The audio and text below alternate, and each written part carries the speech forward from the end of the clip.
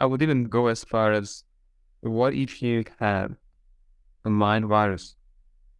If you're listening to this small podcast, what if it's not true? The voice is in your head. What if it was planted sometime in the past and then it has become just a recurring thing? You're listening to Entrepreneur Journeys, where I share insights and strategies based on owning and managing businesses while traveling and living on 3 continents.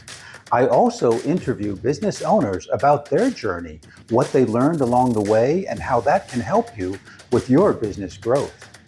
For more resources to accelerate your entrepreneur journey, head over to 𝐒𝐤𝐿ologist.com, where I share resources, events, community, and more. I'm your host, Joe Matz. Let's get started. I have with us today Endre Hoffmann, who is the doctor of self-worth at Changing Minds and Changing Lives. He helps business leaders from self-doubt to unlocking their potential, their genius, and their purpose. Welcome to the show, Endre. Joe, thanks for the invitation. I love to be with you here today. Yeah, well, I am glad to have you here. We've known each other. We met at some networking group, and it is great to finally get your time and have you on the show. Well, you got a busy schedule, and you're very inspiring. Thank you. The state made to about Italy, and I'm going to explore that region very, very soon. Oh, it's actually beautiful, yeah. And today, Endre, where do you hail from? I'm locked on from Budapest, Central Europe. Yes, oh, beautiful. In Hungary, Budapest, beautiful city. With the what's the name of the river? The Danube Blue? Danube, and we are actually making a dream come true. We are setting out for a year adventure around Europe and possibly looking for a new place to settle. Wow. Oh, that's fantastic. Yeah. So what countries have you visited so far? Well, we arrived 10 days ago, so a very early question. Until 10 days ago, I lived in Australia for the last 10 years. So I'm almost a newcomer, but I'm from Hungary, so I'm just coming back to my roots. Yeah. Okay. Well, that is so interesting. That's absolutely amazing. And my gosh, I wish you so much great success and experiences and adventures on your journey. Well, thanks very much. It's good to be back here. We missed Europe so much. I bet. It's beautiful. So we do talk about journeys on this podcast, and you are on a particular journey there, but let's talk about your business journey. As the doctor of self-worth, now, how did this come to be? For a great question. It was, for me, is an escape from Hungary, from my dad.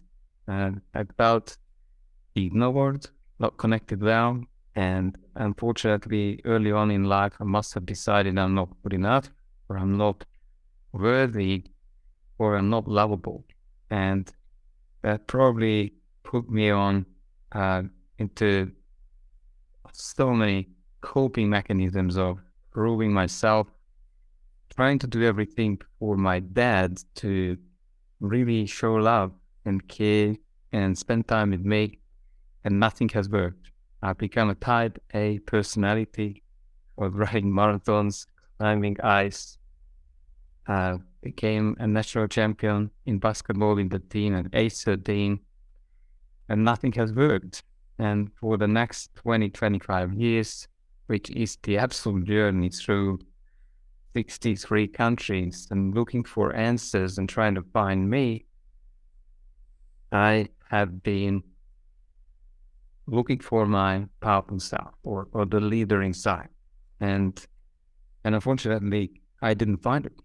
I spent over $100,000 on all kinds of therapies, on meditation, looking for spiritual gurus.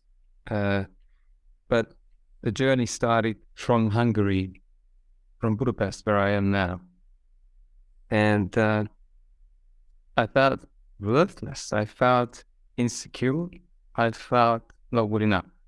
Unfortunately, when it came to picking a career, I was so disconnected from myself because these were patterns from my dad. He felt stressed. He was a business owner, lots of fear around him, and angry person. All he needed is just a tiny spark.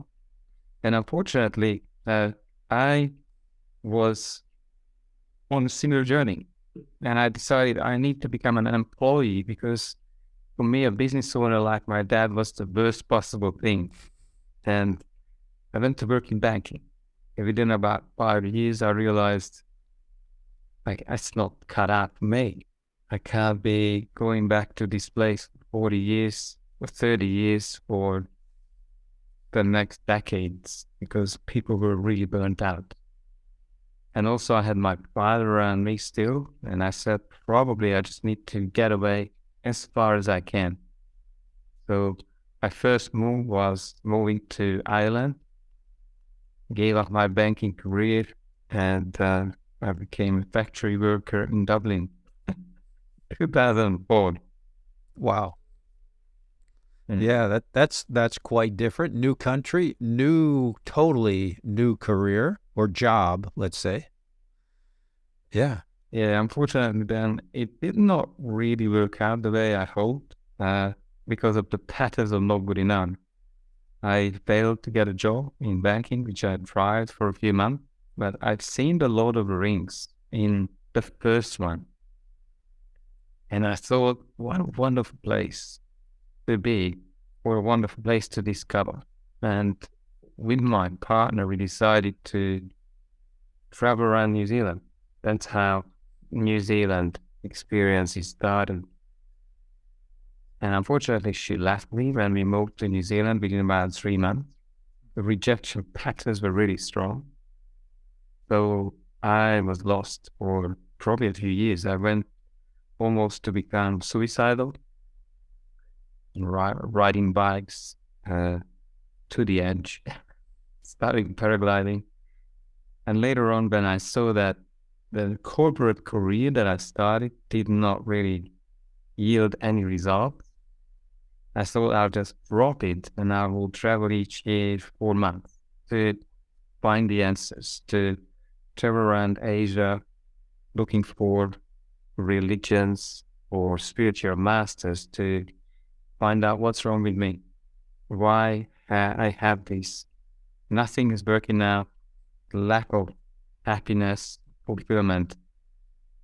And it were really hard times. And I somehow, along the line, I probably started using traveling to avoid myself. Became a bit addicted to wonderful experiences, by the way. It sounds like you've seen some beautiful places, some wonderful places there. Yes, by now, yes, I did travel 5 continents, and it was wonderful. And I believe everyone should travel because it helps to reflect and probably discover yourself. But when I came back to Hungary about 2008, then I landed in this personal development space and in network marketing. I failed on 2 businesses in every possible way because I still had the patterns running of not good enough. I had these insecurities inside, and the normal patterns kicked in. I had 1 child born, the other one was on the way, and I had to escape. And the 5 years we spent back here, I went to events like Tony Robbins and Brian Tracy, T. Harv Eker. I've done all of these wonderful courses, and they did not resolve my issues. I then decided to travel and live in Australia, and that's where we moved to. And I fell again in a similar track. It sounds like you were always searching for answers outside of yourself, as if there was a magic ticket or a magic someone could say a magic word or phrase that would make you feel better about yourself. Yeah, and he's so insightful that I thought the answers were unsung. I was so disconnected from myself. I didn't know that inner voice of truth has been shut. It was when I started to discover what happened to me, I probably shut my inner voice down, or some call it inspiration or intuition. It was just too painful to be around my dad because I could not win. I was so angry at him for not loving me. I was angry at myself because I was stuck in this father-son dysfunctional relationship. I have lost myself for over 30 years. Yeah. Wow. It does seem like you tried many different things, from traveling to the courses, to the listening to the gurus, and none of that worked, did it? Now I think I was still 7 or 8 out of 10 committed. And this is what I'm looking for my clients the most, who is ready for transformation. I believe at times for some people, and I have to say most people, requires to have so much pain and pressure from life that they have no options left. And that was me about 6 years ago when I was working so hard. Probably I worked about 16, 17 hour days of work, 12 hours to make money, because I was telling myself this limiting story that now I'm a dad, I have 2 children, I have to work hard to pay for our lives. But then I started a side hustle to break out of the 12-hour job. And I didn't make money. It was trading that I chose, and the patterns were so strong because self-sabotage was just keeping me in this loop. And that was this week when I worked overnight, night shifts to make more money. But that week, I probably had almost caused an accident. I was driving trucks at night. And it was the 3rd night, the 4th night where I was really sleep deprived. I was always trying to make time to connect with my children, to read, bedtime stories. And again, I was falling asleep, sometimes crumpled on the floor to wake up in the morning to go back to work. And this event has become again a slapping competition. I allowed them to slap me in the face if I balanced me. So they kept slapping me, and it was funny for them. But for me, so that night, because my wife said, well, we could probably just divorce because there's not much that we have common left, because you're already working and you're hopeless. It was so painful to see that they've lost hope in me. Sure. They've lost hope. They became skeptical that I would ever going to change. And that morning I said, well, probably something must shift. Otherwise, I'm going to lose my family, children, probably the life, what I'm working for. Would you like to get in front of more of your ideal clients and at the same time build your brand and create evergreen content? Well, you can do that with podcast guesting. This very moment, you're listening to a podcast that may have been published today or 3 weeks ago or 3 years ago.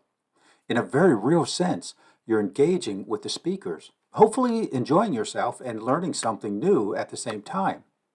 And you're getting to know the guest and how they help their clients, their customers, and the problems that they solve. You may even be their ideal client and want to learn more about them and download one of their free resources you can find in the show notes, or maybe even become a client of theirs. See, when you're a guest on a podcast, you will enjoy that same kind of engagement.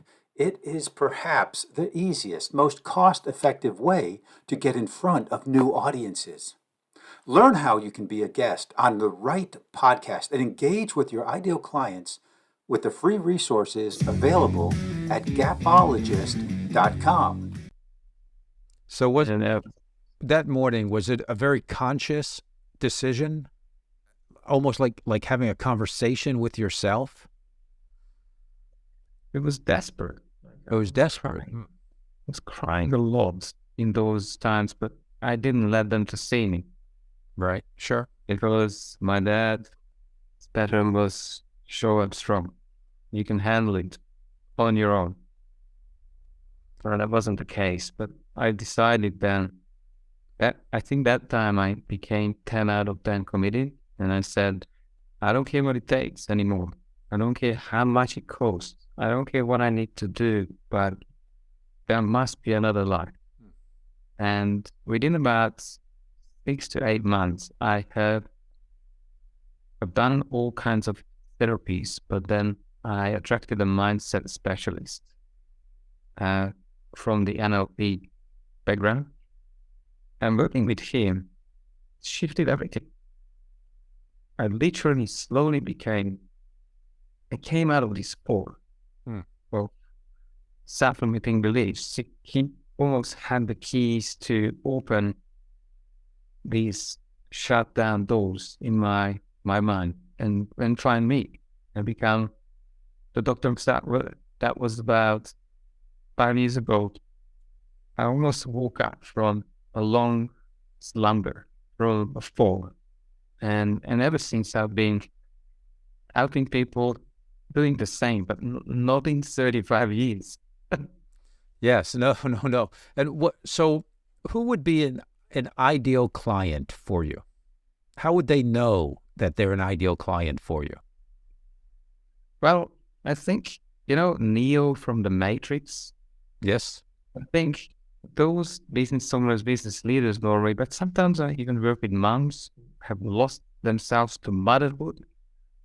I think there's more than something wrong with the world, where it seems like they are settling for less, or there's really in that inner inspiration that they could actually lead and inspire others, but they don't know how or what they could actually do to make that happen.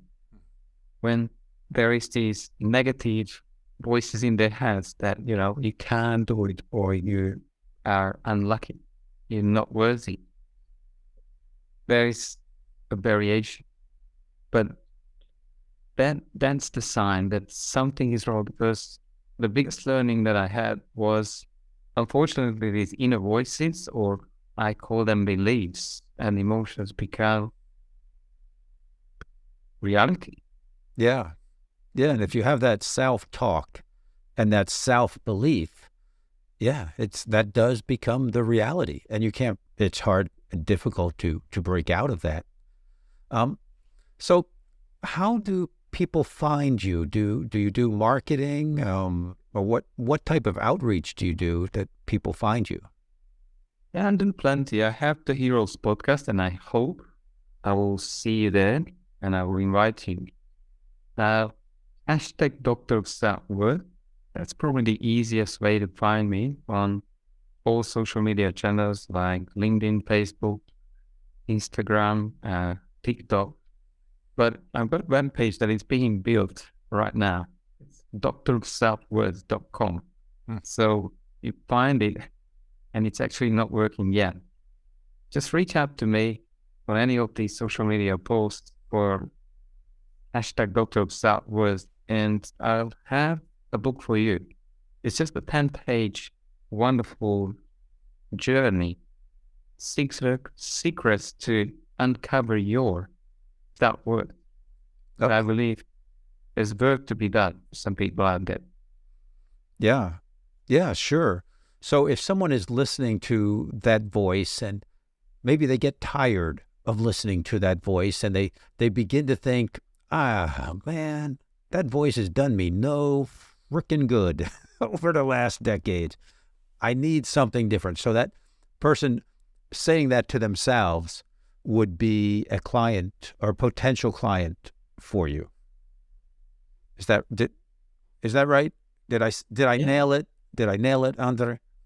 Well, you did. It's more or less. And more or less.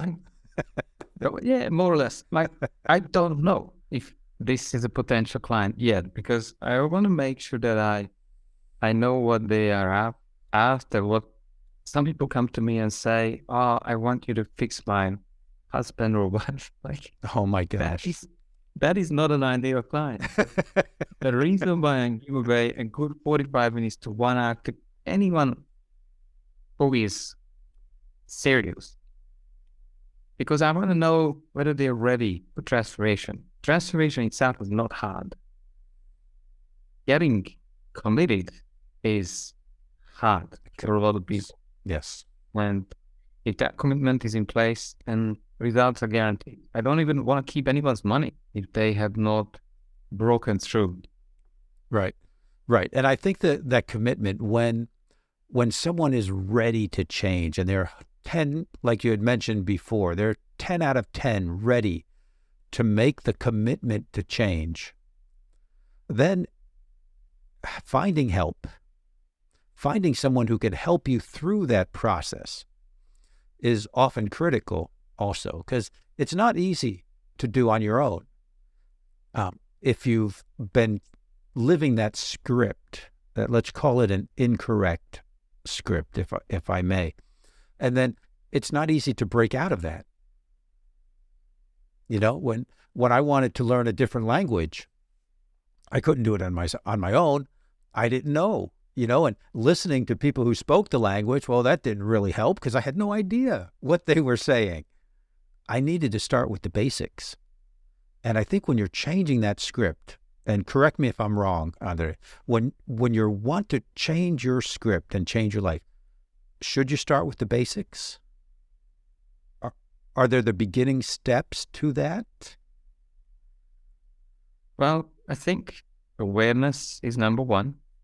Awareness of the limitations and taking responsibility for results is where change starts. But then I would say find someone who had a track record of helping others through a similar issues that you may have, or the voices that you have in your head. But I have to say, there's a lot of things out there that brings temporary solution. I tend to meet people who are doing all kinds of self-care daily to maintain some level of peace. That is because they are still struggling against the deep core rooted self-sabotage. Yes. Rather than pulling it by the roots and have a wonderful clear head instead. It's almost as if what you described, people working on the symptoms as opposed to working on the cause, like the person who takes 3 or 6 aspirin every day because of their headache, instead of finding the root of that headache. And getting to the root and finding the cause sometimes is easier with help. Yeah, I would even go as far as, what if you have a mind virus? If you're listening to this small podcast, what if it's not true, the voice is in your head?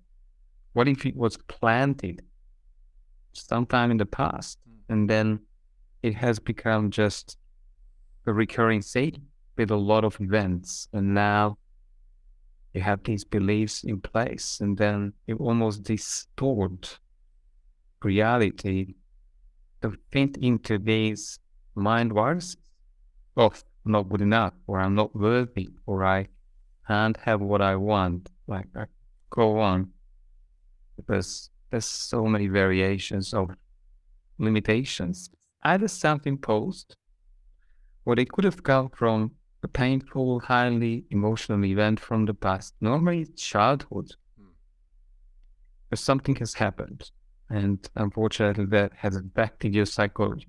Yes.